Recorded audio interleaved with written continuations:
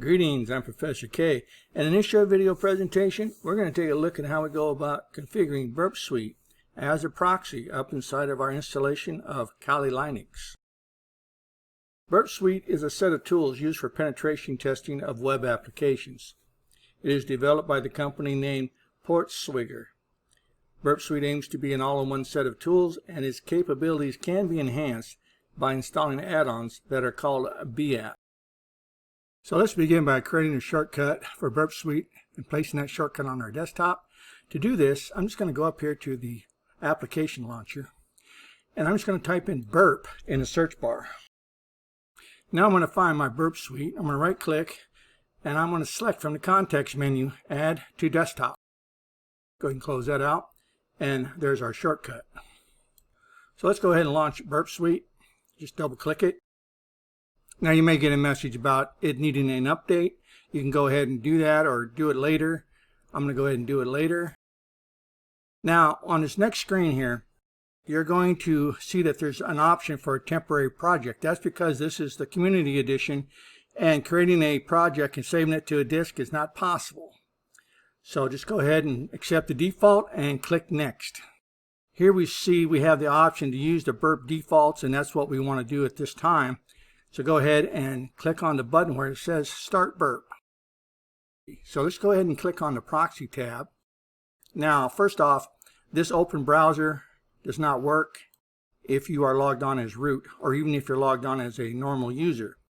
It's just one of those things that doesn't happen, so we can go ahead and forget about that.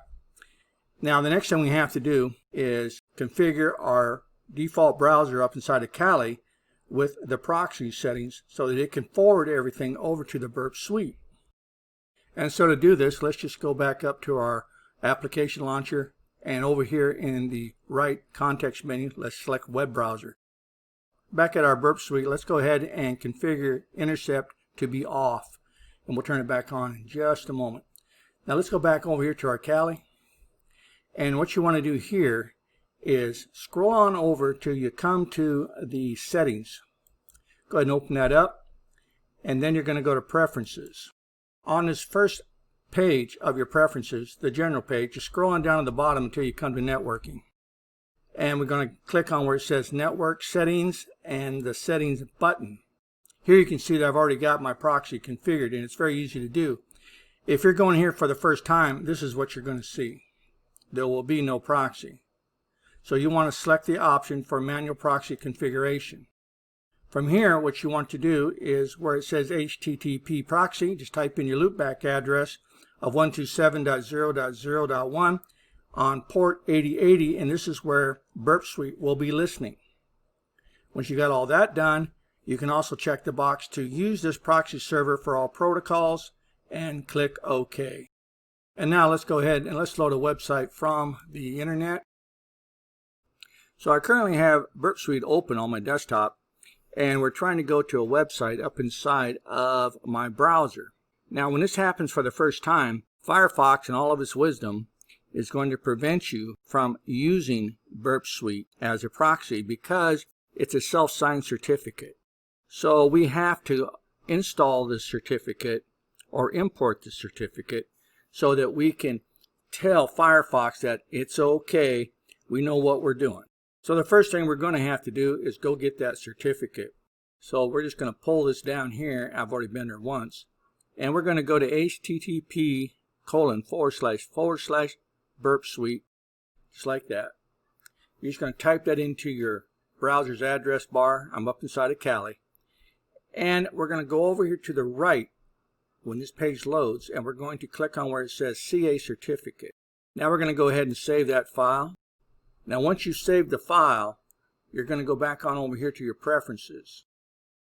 Once you're inside your preferences, just click on privacy and security and scroll all the way down until you come to your certificates.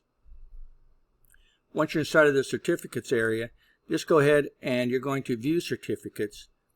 You're going to scroll down and you're going to import that certificate. Go ahead and import it, and you can then just say OK. And now once you have the certificate imported, you're going to have to accept it and allow it to verify any of the websites that we go to. So let's see how we do that real quick. So up here I have the certificate that I downloaded. Now I'm just going to edit the trust. Here you have to check both of these boxes. The certificate can identify websites. The certificate can identify mail users. That's fine. Just say OK.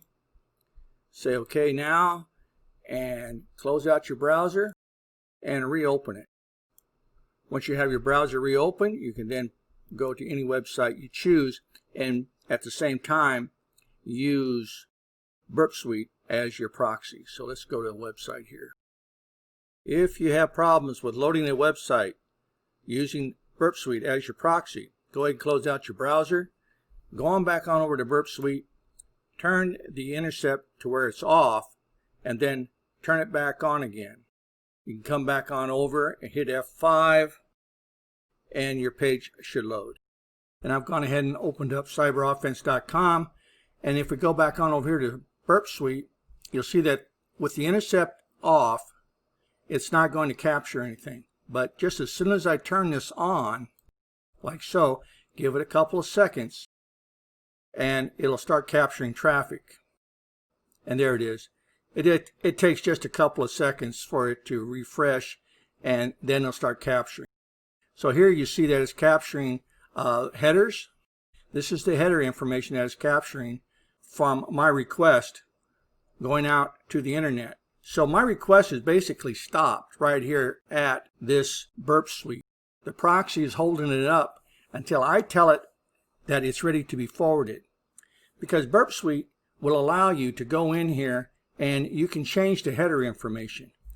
You can add information, you can remove information, you can do whatever you want to do to launch an attack from right within the BurpSuite itself. But once you're all set and you want this delivered over to the website, that is to say your HTTP request, you can just go ahead and click on forward, and now the request has been forwarded on over to that particular web server. If you no longer need BurpSuite to be your proxy and you want to resume just normal browsing, you can just go up to where it says intercept is on, and when you click that, intercept will be off. And with the intercept off, BurpSuite will no longer be holding up the traffic that you're sending to the internet. But for this to happen, BurpSuite must be up and running in the background. If you close BurpSuite, then as a proxy it's not going to work, whether you leave it as intercept off or intercept on. And I'll show you what I mean. I can just close out BurpSuite here. We'll just say yes when I exit.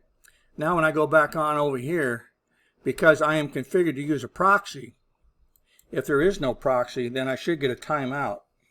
So if I hit F5, you'll see that the proxy server is refusing the connections. That's because I closed it. And so in this short video presentation, you got to see how we go about configuring BurpSuite to behave like a proxy by configuring our default browser up inside of Kali to work with BurpSuite and forward everything that it requests to BurpSuite so that it can be examined and then reconfigured and then sent on to its final destination. So if you have any questions or concerns about any of the content that was presented to you, please don't hesitate to reach out, contact your instructor, and I'll see you in my next video.